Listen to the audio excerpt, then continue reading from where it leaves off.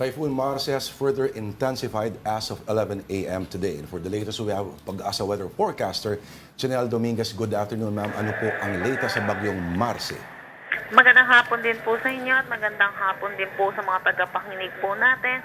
So ito pong si Bagyong Marce ay nasa typhoon category pa rin naman po, pero bahagya po lumakas ang kanyang maximum sustained winds with 175 kilometers per hour at pagbugso na umaabot ng 240 kilometers per hour. Ito po ay huling namataan sa coastal waters ng Santa Ana, Cagayan.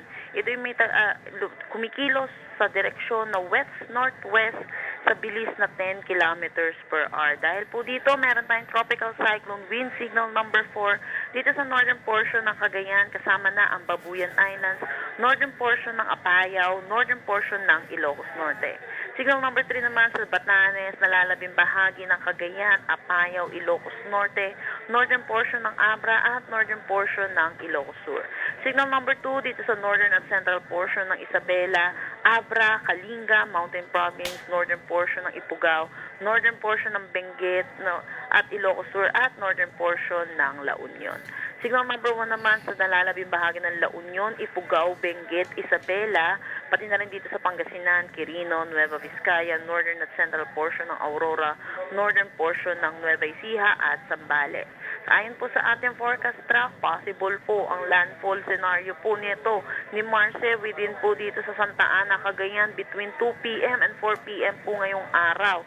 And sa makikita po natin, tatawid po or babaybayin po niya yung gitna po nitong Babuyan Islands ng Ilocos Norte, Apayao at ng Cagayan. Kaya asahan po natin dito po sa mga kababayan dito natin, makakaranas po sila ng malakas na pagbugso ng hangin at mga storm surge inundation din po at mga malalakas na pag-ulan dulot po netong pagtawid din po neto ni Marce.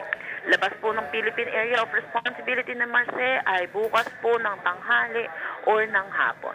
Yan po muna latest dito sa Pag-asa Weather Forecasting Ma'am Janelle, Center. Yes po. May tanong po ako. Ako lang ba nahihilo o parang kumukurba pababa yung track nitong si Marce? Yes po. Kung makikita po kasi natin yung ating forecast track po, po siya, ay yung observation po natin, almost stationary po siya.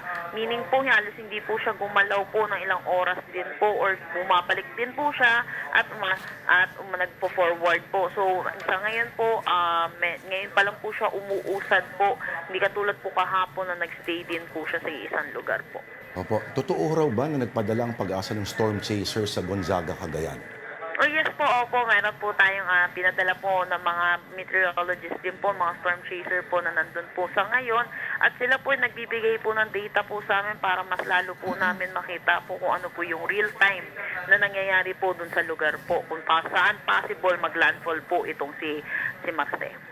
Ang alam po natin, ma'am, kapag mabagal at kung stationary, more chances na lumalakas ang isang bagyo.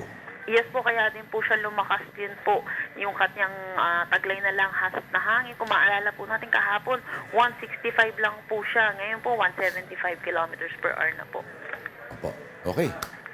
Maraming salamat po, ma'am. Ma'am Janelle Dominguez, ang Pag-asa Weather Forecaster po natin. Thank you po.